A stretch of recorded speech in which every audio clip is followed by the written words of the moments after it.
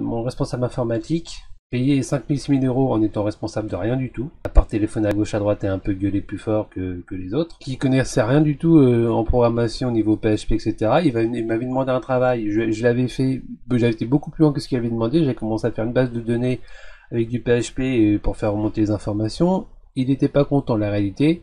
Il m'avait dit oui, c'est pas ce que je t'ai demandé, sauf que la réalité c'est que j'allais beaucoup plus loin que ce qu'il lui était capable de faire, donc à mon avis il était en porte-à-faux, et donc il était obstiné et têtu à dire c'est pas ce que je t'ai demandé. Il m'avait demandé juste sur papier à faire justement une sorte de schéma, quoi, de cahier des charges, mais moi j'avais déjà fait le cahier des charges, j'avais été plus loin, et bref, il était pas content, c'était juste lamentable. Et l'autre point où je sais que c'était vraiment une bite en informatique, c'est que d'une part, tous les utilisateurs de l'entreprise, il les a laissés en administrateur de leur machine utilisateur. Il les a laissés en administrateur. Je lui ai dit, fallait pas, il m'a pas écouté. À un moment aussi, je lui ai parlé des SID. Je lui ai parlé chinois, il m'a dit, qu'est-ce que tu me racontes, tu n'as pas ça, SID, bref. Parce que par rapport à la duplication de machines, etc., je lui disais que ça pouvait poser des soucis, bref, il m'a pas écouté.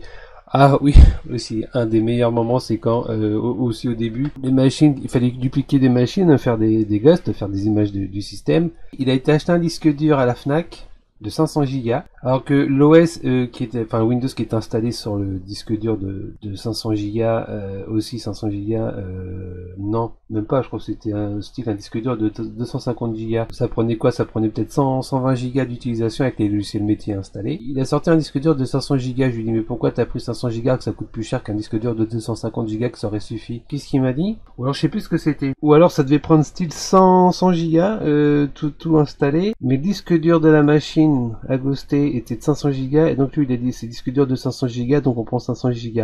Je dirais oui, non, quoi, mais là lui il était vraiment dans l'optique qu'il fallait que pour la duplication, c'était pas dans l'optique, si vous voulez, de dire comme ça on verra, parce que le disque dur il est 500 Go, donc une fois que ça sera rempli, peut-être qu'un jour ça va arriver à 450 Go, comme ça on pourra toujours dupliquer. Non, c'était juste pour lui, c'était disque dur de 500 Go sur la machine, il faut aussi un disque dur pour dupliquer de 500 Go.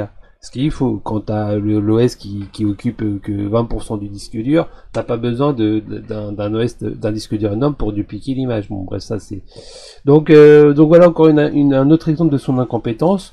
En plus, après, ses consignes, comme il était un peu, des fois à l'ouest, ses consignes, elles étaient contradictoires. Et puis en plus, c'est quelqu'un, ça m'énervait, parce que, mais c'est aussi une des raisons pourquoi je suis parti, c'est qu'il était bien payé. En plus, ce mec, il a que de me dire, je fais pas un boulot incroyable, parce qu'à un moment il m'avait dit lors de l'entretien d'embauche aussi, bon on verra au bout de 6 mois pour que tu sois augmenté, et donc 6 mois sont passés, j'ai demandé à être augmenté, je sais pas moi, d'une centaine d'euros, parce que je faisais du bon taf. Il ose me dire je faisais pas du taf plus extraordinaire que ça.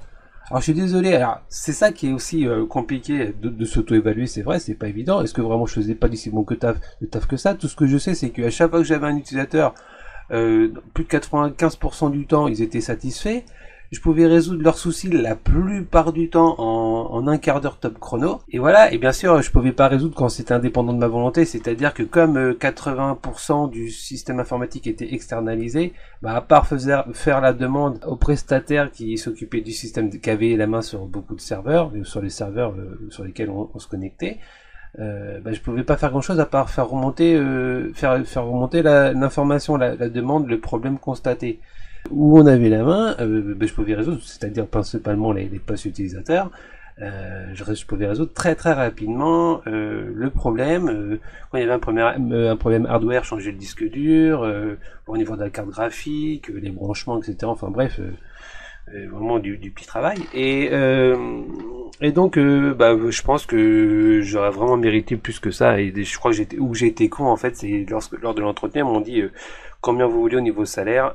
J'aurais dû demander d'emblée plus de 2000 euros, j'aurais dû demander plus de 2200 euros, parce que franchement, avec mes compétences et ma rapidité de résolution des soucis, prochaine fois je me ferai pas avoir. Déjà d'emblée, de toute façon oui, je demanderai 1800 euros net durant la phase d'essai, comme on dit, la période d'essai. Et puis si finalement on voit que je fais le job bien comme il faut et que on me garde, passer à 2100 euros net. Et avec chaque année une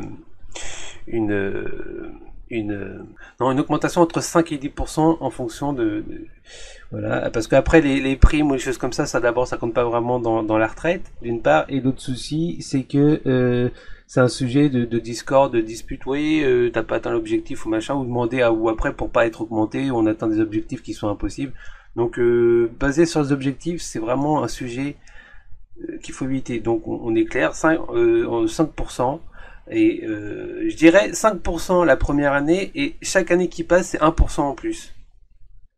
Jusqu'à atteindre maximum de 10%. Voilà, de 10%. Je pense que comme ça, c'est pas mal. Donc là, je fais un truc un peu, je sais pas si ça te voit souvent, mais bon, je pense qu'il faut faire ça. Mais non, mais de toute façon, je pense que ce mec, ce responsable informatique, était assez, je veux dire, profiteur de la méconnaissance des gens. Parce que le patron de la boîte était vraiment sympa, était beaucoup plus cool que lui, etc. Et il s'est fait avoir aussi parce que, en fait, le patron de la boîte l'a pris parce que il y a une quinzaine d'années, il leur a demandé de faire un site internet. Donc on sait bien qu'il y a 15-20 ans, ceux qui faisaient des sites internet, moi j'ai commencé il y a 20 ans, mais j'ai toujours fait ça en tant que particulier, en tant que loisir. J'ai jamais fait ça, j'ai jamais voulu faire ça enfin j'ai jamais pensé vraiment à le faire en tant que professionnel. Et ben c'est un peu les rois du pétrole, hein.